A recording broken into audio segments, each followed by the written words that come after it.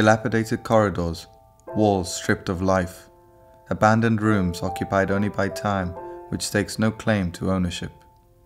Houses are built on land, homes on trust and sharing. While division has become a reality embedded in Cyprus, one organization is quietly working on building a home for cooperation on the ceasefire line.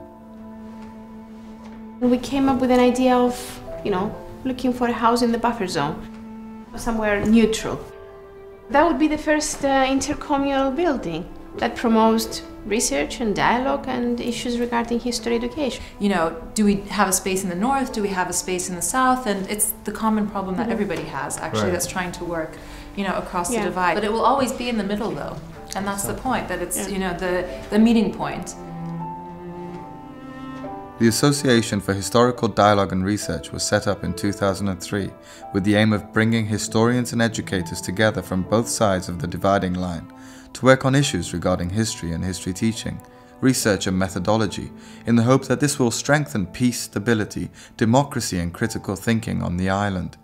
In a bold attempt to create a common space, the association raised enough funds to buy and renovate a derelict building sitting in the buffer zone. So the place was built in the early to mid-50s. It was flats upstairs, shops downstairs. After 74, there was a Danish field hospital upstairs, and my sister and brother-in-law started the business next door. They made T-shirts and sold T-shirts to the UN, basically. All the UN had their families out for the summer. It was considered to be a treat to be out in Cyprus, so they were all fighting to come out. And we were all fighting each other. Yeah, and we were all fighting each other, so they stayed, whatever. I remember as a child, when we lived here, we used to stand on the edge and watch the Queen's birthday parade. The British used to have a military parade here, and they used to march up and down in the centre of the moat there. And this street here, where when you were living here, was called? Was Edward the 7th Avenue, as I remember it when I was a kid. Edward the 7th. And I think it became Marcos Dragos. And now the street continues and it's called? İkinci Selim Caddesi, or Sultan Selim II Street. Selim II. Yes. Okay. One street, many names. Cyprus has seen countless pretenders to its throne. The multiple narratives make the subject of history one of the island's most controversial.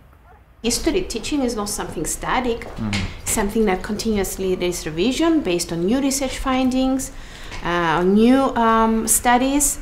So this is what we're trying to follow up and create a basis where Cypriots, researchers and academics and teachers and civil society activists can work together. To be able to take the perspective of the other is a development. The skill to question your current, let's say, perspective by incorporating other perspectives and reaching a higher level of understanding through a discipline argument. In 2011, these walls will shake off their past and take on a new color. Perhaps those who come to share this space will have a new tale to tell.